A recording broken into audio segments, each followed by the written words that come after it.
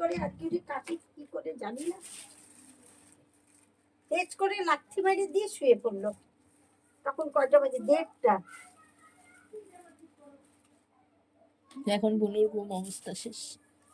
জানো 1:30টা অব্দি খুব রাগ ফসফস ফসফস যদি করে তাহলে আমার কি করে ঘুম হবে? পাশে ফসফস করে ওকে রসুন কালো জিরা দিয়ে ভালো মতো মালিশ করে দিবা হুম। মঙ্গলবার শনিবার।